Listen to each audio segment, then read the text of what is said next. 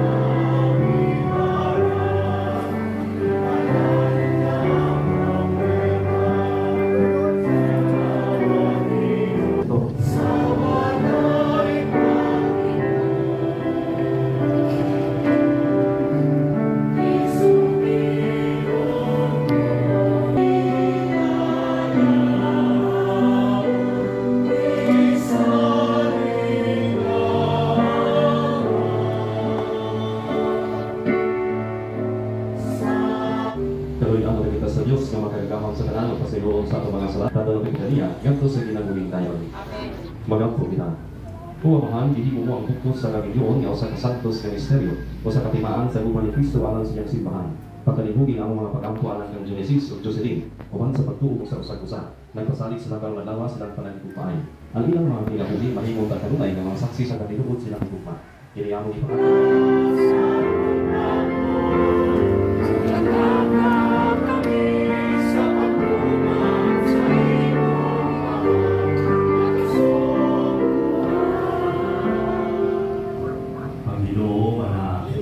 Manausap kalima. Pagbasagikan sa Santos Evangelio sumala Juan.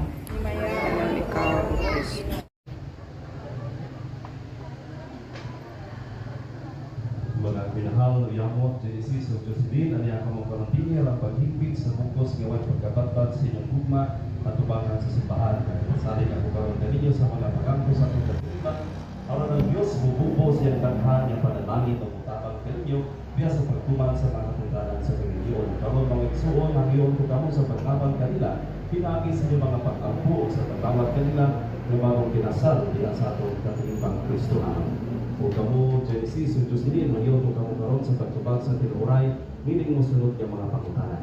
Jocelyn, niyanin na ikaw sa imong kabubuto na pagpupus kanunay sa imong kagalingon biya sa pagigugma o pag-alagat sa imong bana. Oo, Padre. Genesis, biyahe ba ikaw sa imong kabubuto na pagpupus kanunay sa imong kagalingon biya sa pagigugma o pag-alagat sa imong asawa. Oo, Padre. Genesis o Jocelyn, tumanon ba ninyo ang pag-agad sa mga anak ay hatag din sa Diyos sa mahimong mga maayong Kristiyanos. Genesis o Jocelyn, sanglipot ka mo maginyo, pag-unitay ka mo sa iyong tuong kamot o ipahayag inyong tuyo at tubangan sa Diyos sa iyang simbahan.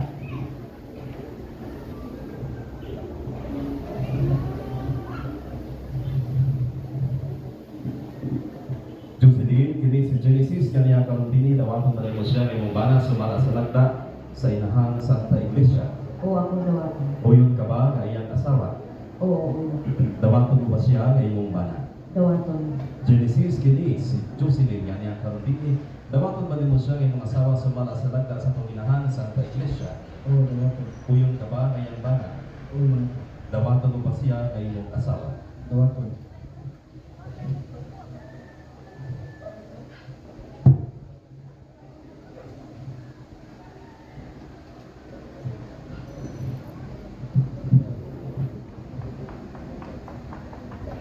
Itugot Ginoo, matami magkahilusa sa kasikasi o unang-una. Sukad karong adlaw bisan unsay mahitabo, maayo o dautan sa kamahukaway o kapitos, sa kasakit o sa maayong panglawas, hangtod ang kamatayon magbulag kanamo.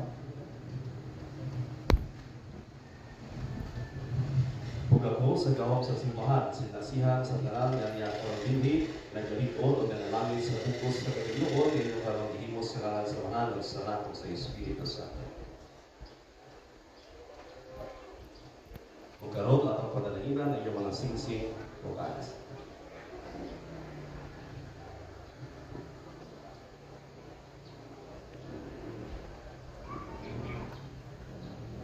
Panalangin niyo Ginoo ang imong mga alaga nga si Genesis ug si Jocelyn aron makabaton sila sa mga kinahanglanon sa kinabuhi kamo gihalagway ining mga aras aron unta ila kini gamiton alang sa pagkaabot sa kinabuhi tayo pinagi ni Kristo among Ginoo. Panalangin o Ginoo kining mga sinsing aron si Jocelyn ng Genesis magpuyo kanunay diya sa paghigugma sa usa-usa ug sa pagbinutan nga walay pagubad pinagi ni Kristo ang Ginoo.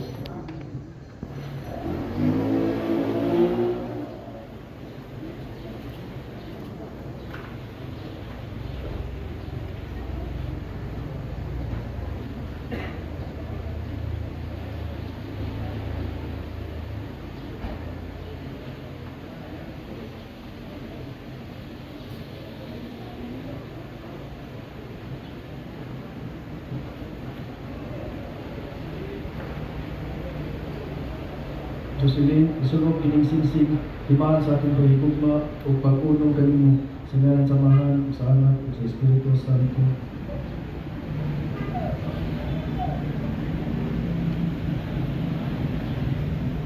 Genesis, isulog kining singsing timaan sa akong paghigugma o pag-unong kanimo sa ngalan samahan ug sa anak ug sa Espiritu Santo.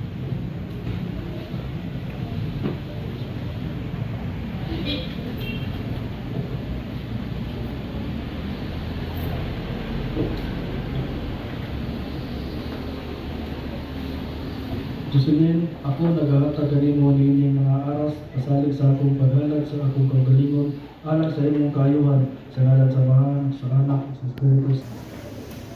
Karon ato pasidunggan sa masipang napakpak si Genesis o Jocelyn nga naging bagay-bagay sa kata sa kwansa. Manilo na tanan alang sa kinibang pagkakas.